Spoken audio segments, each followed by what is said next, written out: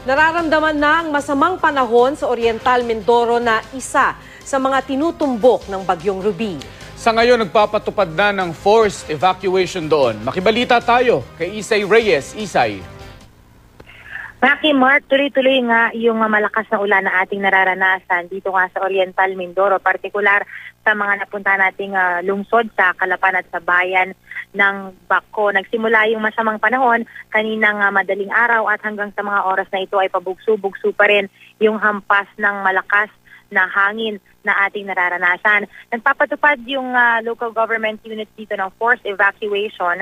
Supposedly, ang tinutumbok kasi nitong bagyo ay yung Northern Oriental Mindoro, pero sa kabila nito, nagpapatupad nga sila ng forced evacuation pareho sa Southern at saka sa Northern Oriental Mindoro, alinsunod din sa utos ng governor dito dahil maraming mga lugar dito ang prone sa landslide, maging marami rin yung mga nakatira sa mga coastal barangays.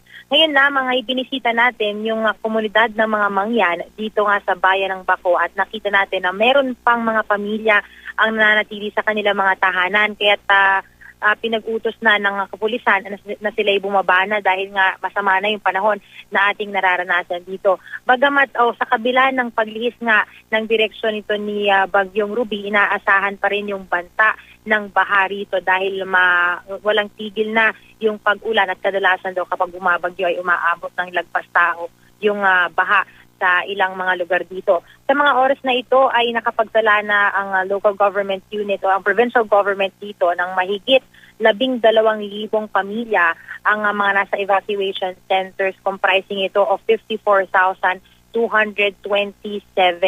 individuals.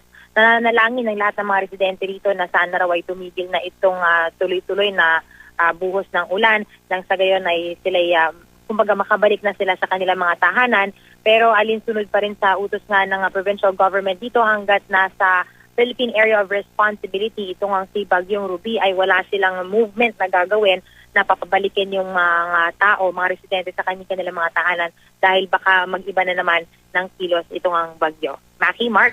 Isay Reyes, maraming salamat.